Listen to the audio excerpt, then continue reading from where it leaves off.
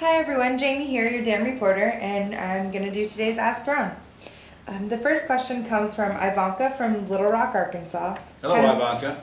Thank you for telling me where you live.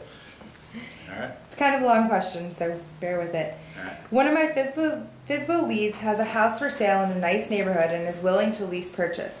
The house is in an okay shape with some minor cracks in the window and a crack in the garage door and is currently being rented. Okay. He asked me to come see the house first before disclosing the mortgage information, which I intend to do as soon as I can.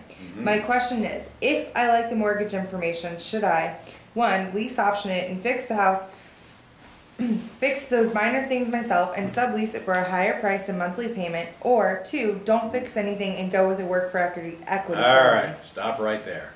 First of all, Ivanka, we don't go look at houses when they won't even tell us what the loan balance is, because it very well may preclude us from even caring anymore. Absolutely insist that the seller gives me the facts and then says that he would consider a lease purchase before I'm ever going to make an appointment to go see the house.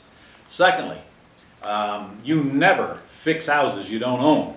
So if you're lease purchasing this property, you have 2 choices. You either get the seller to do the work for you, which is what we do, if they want to lease purchase it to me, or you take it as is and you pass it on to a tenant buyer. Sounds like the work you need done is not so much a work for equity, but a lease option where the buyer knows they got a little bit of work to do, because you're really not going to discount the price for them in any amount to speak of. Just the fact that you're giving them a lease option is consideration enough for people to take this house in its as-is condition if it's not too atrocious. You do not have to discount the price on that house. Now, I just did a lesson on cash outs versus lease options and a work for equity component built into that. Make sure you watch that, where I'll go through those numbers for you very carefully, and you'll see when I gave a $10,000 discount on that house, it's because it needed $15,000 in work. Not true here. So I hope that answers your question. Get the facts or don't go. Okay, our next question is from Scott Cooper, and he's from Fort Myers, Florida. Hey, Scott.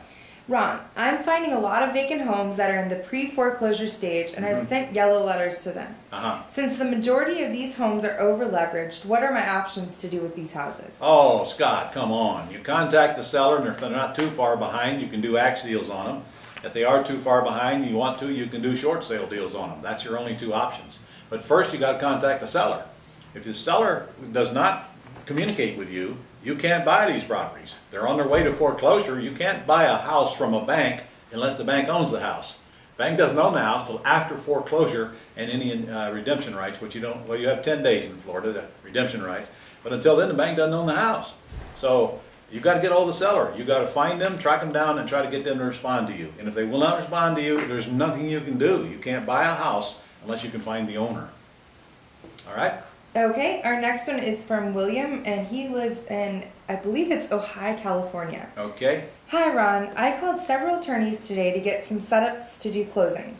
I soon found out that closings are almost exclusively done by title companies here. They're actually done by escrow companies, they call them in California, yes. As I was explaining my business model to one attorney, he was impressed with the taking over debt model, but when I explained the axe model, he was concerned that by stepping out of the middle, but collecting a fee, it might constitute being a finder, and California law forbids that. Okay. Of course he wants to see the forms, to be sure, i.e. collect a fee, but I would like to know if you have cleared the program in California. By that, I mean, do you know if it's legal What here? was his name again? William. William, I would have absolutely no reason to clear a program anywhere, and don't even know what that means, actually. Who would you clear it with exactly? If I talk to 10 different attorneys, I might get 10 different answers. This much I do know. And I'm only going to tell you what my attorney tells me, and I live in Florida. I make it very clear in my ACTS program that you should check with your attorney before you determine whether you need a license or don't need a license. In my opinion, you do not, because you have a lease option agreement that you're the lessee on. You're a principal in that transaction.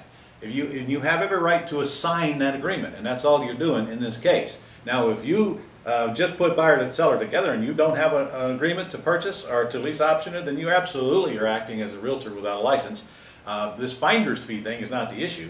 It's the license versus non-license thing. It's the issue. So when you approach your attorney, here's what you guys have got to make sure of.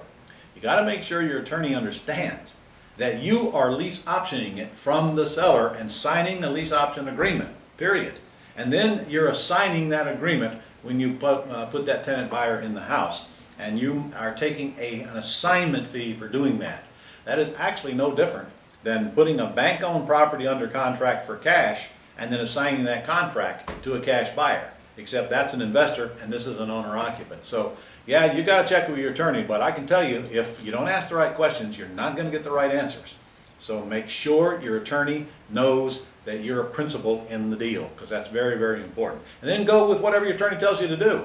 Hey, worst case, go get a license if you have to. This is worth it. We're doing 3 or 4 or 5 axe deals a week around here.